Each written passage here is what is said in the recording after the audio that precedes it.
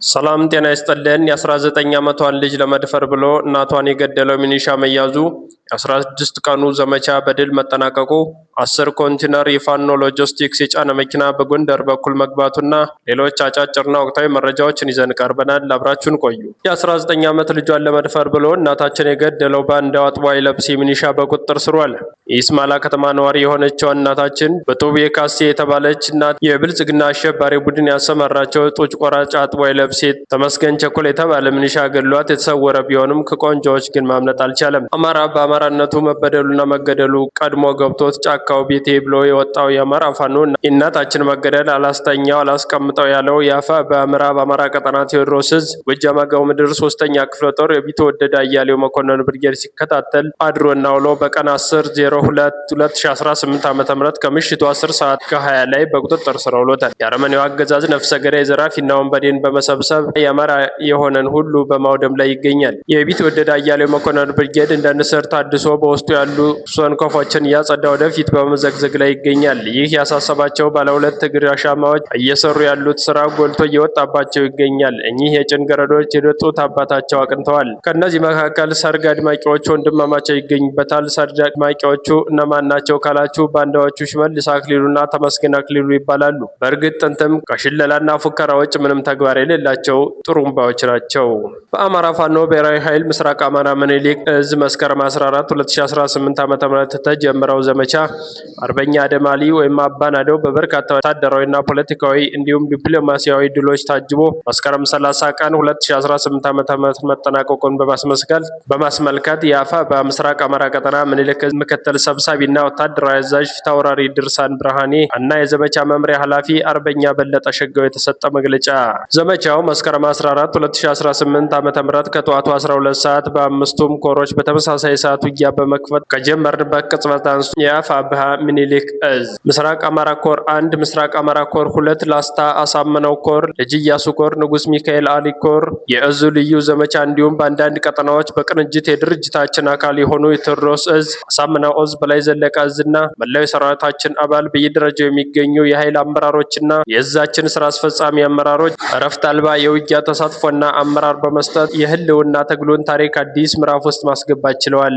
ዘመቻው ታቅዶ ወደ ተግባር ከተገባበት ጊዜ ጀምሮ የድርጅታችን አፋ በቀጠናዊ አመራር የሞራል ድጋፍ ከመስጠት ጀምሮ የዘመቻው አካል በመሆን የጠላትን እንቅስቃሴ በመገደብ አልፎም ባደረግናቸው የጋራ ውጊያዎች የአማራ ህዝብ ህልውና ትግል መሪ ድርጅት እንደተፈጠረ በተግባር አሳይተናል። ለ18 ቀናት ያለ እረፍት በዘለቀው ዘመቻ አባናደው በርካታ የነፍስ ወከፍ የቡድንና መካናይዝድ ጦር መሳሪያዎችን ከበርካታ ተተኳሽ ጋር እንዲሁም ከ24 በላይ ወታደራዊ ተሽከርካሪ በምርኮ የተገኘ ሲሆን ጠላት 5 ክፍለ ጦሮቹ የተበታተኑበት ያን አቅደው የሚመሩ የውጊያ መሐንዲሶችን ጨምሮ በርካታ መስመራዊ መኮንኖችን ያጣበት በመቶዎች የተማረኩበትና በሺዎች ሙትና ቁስለኛ የሆኑበት ስኬታማ ዘመቻ እንደነበር በግምገማችን አረጋግጠናል። ከወታደራዊ ድል አኳያ 6 ሞርተር፣ 3 የሞርተር ምጣድና 103 የሞርተር ቅንቡላ፣ 8 ዲሽቃ፣ 33 ብሬን፣ 13 ስናይፐር፣ 1343 ክላሽ፣ 8 ሽጉጥ፣ 487 የእጅ ቦምብ፣ 25 ሬዲዮ መገናኛ፣ 448 የክላሽ ካዝና፣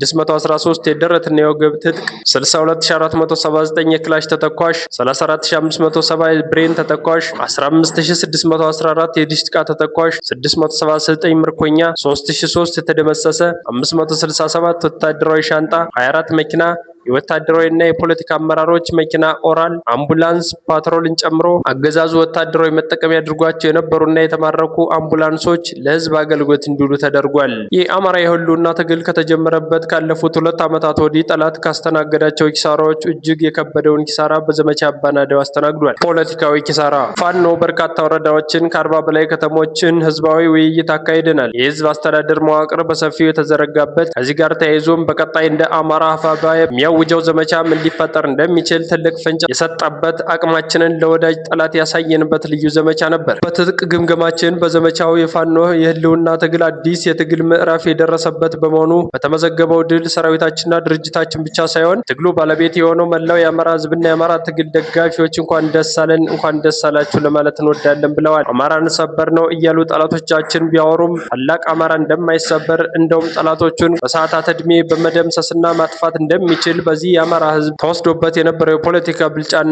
እንዲሁም ድብት መነቃቃት የፈጠረው ነው ብለን እናምናለን። የወታደራዊ ድል በፖለቲካዊ ግንባር እንዲደረግም እንደ ድርጅት እየተሰራበት ይገኛል። ከህዝብ አስተዳደርና ህዝባዊ ውይይት አኳያ የዛችን አንዱ ተቋም የሆነው ጸሐፊ ትዕዛዝ አክሊሉ ሀብተወልድ የፖለቲካ መኮንኖች ማሰልጠኛ ማዕከል የሰለጠኑ የፖለቲካ መኮንኖች በተለያዩ ቀጠና ያደረጉት ስራ የሚደነቅ ነው። ወደ ፋኖ ያልገባቸው የአማራ ምሁራን በዚሁ አጋጣሚ ትግሉን ተቀላቀሉ፣ ፖለቲካውንም አግዙ ለማለት እንወዳለን። በተጨማሪም ነጻ በወጡ ከተሞችና ወረዳዎች ማዕከላት ደማቅ አቀባበል ያደረገልን ህዝባችን በተሳትፎው የትግሉ ባለቤትነቱን ዳግም አስመስክሯል። ከዲፕሎማሲያዊ አኳያ ምንም በላይ የአማራ ፋኖ ትግል ዓለም አቀፍ የጦርነት ህጎችን እንደሚያከብር በምርኮኞች አያያዝ ዓለም አቀፉ ማህበረሰብ በማሳየት ትግላችን ራስን የመከላከል እንዲጠፋ የተፈረደበትን ህዝብ ህልውና የማዳን ተልዕኮ እንደሆነ በተግባር ማስመስከር ችለናል። የዓለም አቀፍ ሰብአዊነት ህግ ወይም ኢንተርናሽናል ሁማኒታሪያን ሎው በሚደነግገው መሰረት ህዝባዊ ክብራችን በጠበቀ ሁኔታ የያዝናቸውን የቀድሞ የብልጽግና ሰራዊት አባላት ይህንን ምስክራቸውን በዓለም አቀፉ ማህበረሰብ አባላት ፊት መስክረዋል። ይህ አዲሱ የአማራ ህልውና ትግል ታሪክ ምዕራፍ ነው። ሌላው የመሪያችን ዋርካው ምሬ ወዳጆ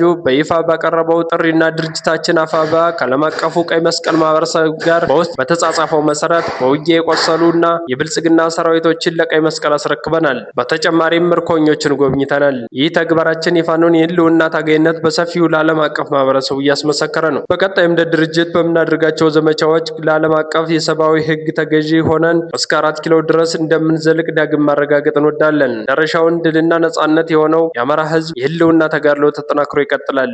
ህልውናችን በተባበረ ክንዳችን። የአማራ ፋኖ ብሔራዊ ኃይል ምስራቅ አማራ ቀጠና ምኒልክ ዕዝ ጥቅምት 10 2018 ዓ.ም።